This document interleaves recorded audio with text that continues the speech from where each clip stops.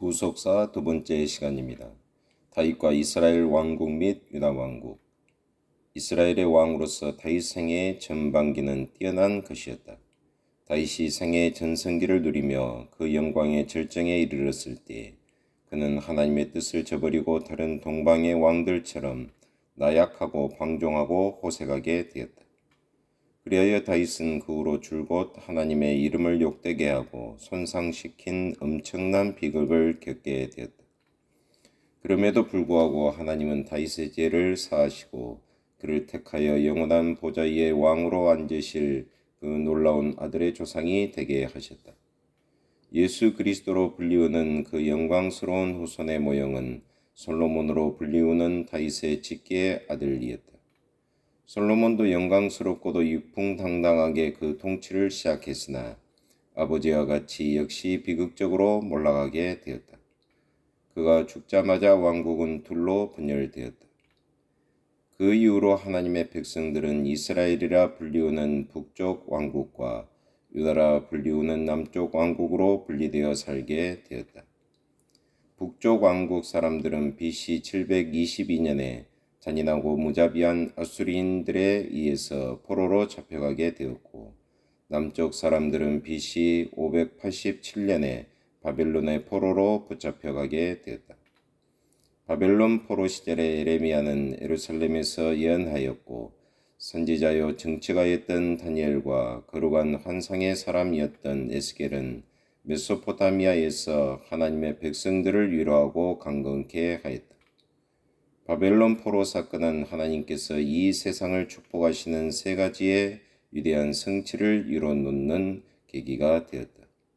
첫째로 유대인들은 결코 다시는 우상을 숭배하지 않게 되었다.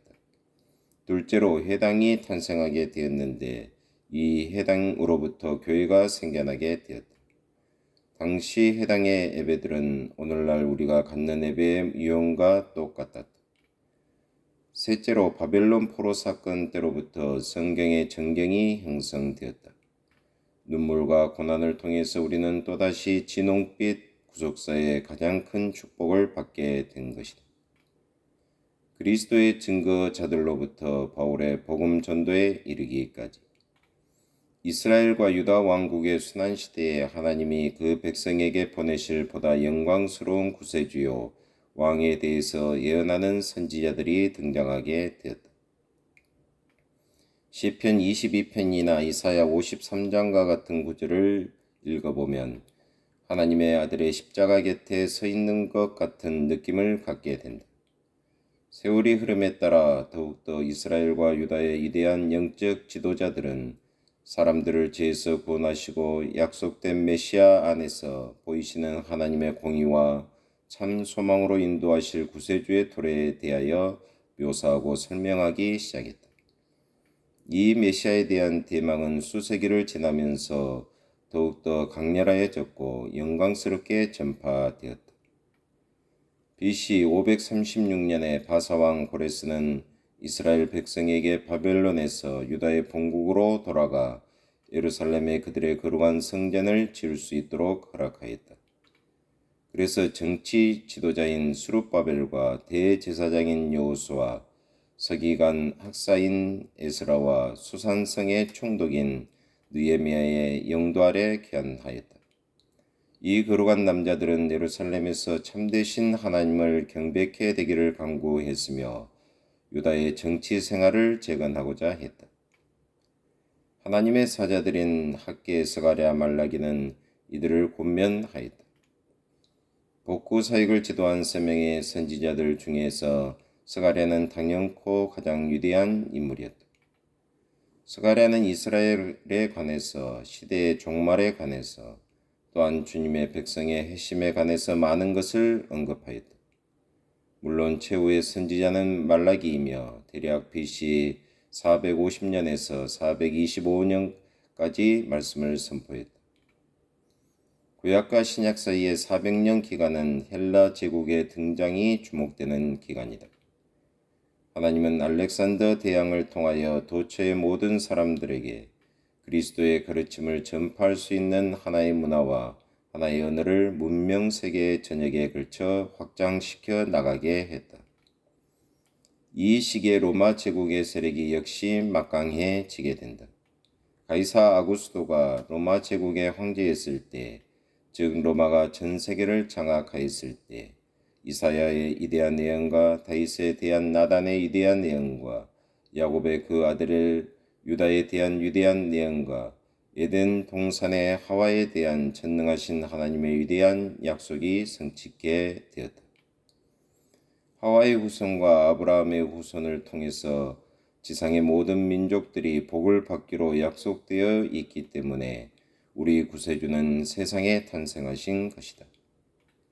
진홍빛 구속사는 인류를 그 타락 상태에서 구속하려고 오신 그분의 탄생으로 우리를 인도한다. 그의 사역의 때에 예수께서는 일찍부터 자신은 고난을 받고 죽을 것이라는 사실을 제자들에게 가르치기 시작했다. 그가 변화산상에 있을 때 모세와 엘리야가 나타나서 예루살렘에서 성취될 그분의 죽음에 대해서 이야기하였다.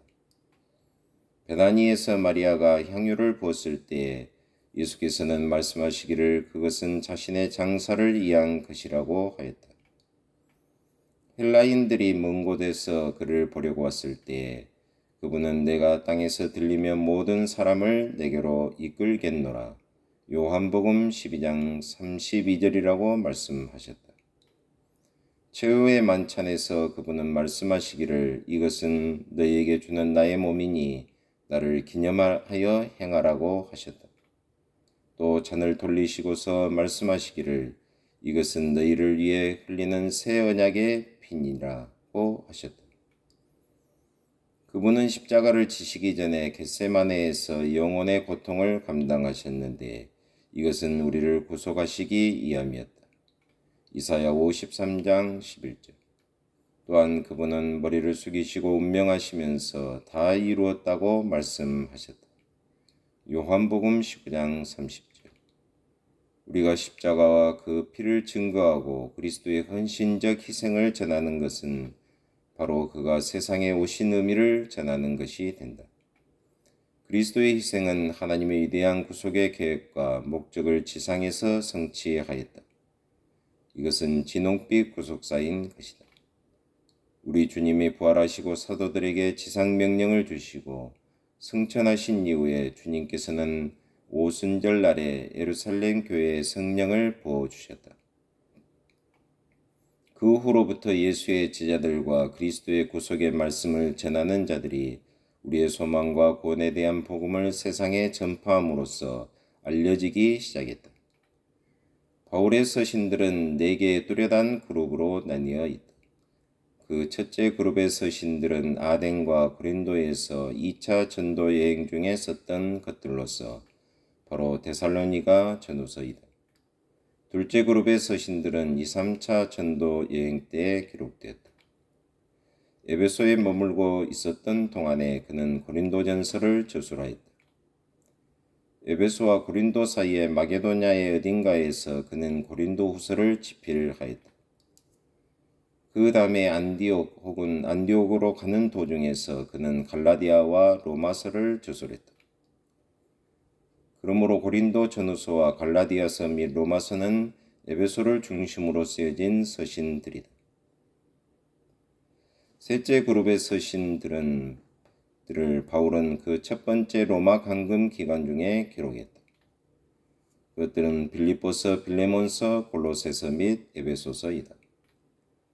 마지막 그룹의 서한들은 첫 번째 로마 감금 이후에 기록된 것이었는데 디모데전서와 디도서 및 디모데 후서이며 그것들은 목회 서신으로 불리운다. 바울의 모든 서신들 속에는 구속적 사랑이라는 불변의 주제가 흐르고 있다. 그것은 바로 진홍빛 구속사의 줄기인 것이다. 요한계시록과 시대의 종말. 이제 우리는 성경의 끝에 도달하게 된다. 사도 요한은 에베소에서 남서쪽으로 수마일 떨어져 있는 바다의 암석으로 된 자그마한 밤모섬의 헐벗음과 굶주림으로 죽어가도록 유배되었으나 그곳에서도 비길 데 없는 영광스러운 환상을 통해 주님을 만나게 된다. 그 환상의 기록을 계시라 일컫는데 베일을 벗긴다는 뜻을 가지고 있다. 예수 그리스도의 영광과 예언과 주님의 왕국을 밝혀주는 요한계시록은 아담의 타락한 후예들인 우리를 우리의 죄에서 구원하시기 위해서 하나님께서 예수를 통하여 주신 선물인 것이다. 제1장에서 높이 올리우사 영화롭게 되신 그리스도의 환상을 보고 제2, 3장에서 교회 시대에 관한 예언의 말씀을 들은 후 우리는 하늘에 열려진 문을 통해 보는 요한의 황홀해하는 전경을 목격하게 된다. 황홀경에 빠진 성자 요한이 구세주와 함께 하늘에 있는 동안 지상에는 대환란이라 불리우는 전능하신 하나님의 심판들이 쏟아지게 된다. 그것들은 일곱 인과 일곱 나팔과 일곱 대접이 전개되면서 설명된다. 그 어두운 나날이 지나자 사도 요한은 요한계시록 7장의 환상을 보는데 영광 중에 주님이 피로 씻고 피로 값주고 사신 구속하신 자들에 관한 환상들인 것이다. 장로들 중에 하나를 통해서 요한은 이 사람들이 대환란을 통과하여 어린 양의 피에 그 옷을 씻어 깨끗하게 된 자들이라는 사실을 알게 된다.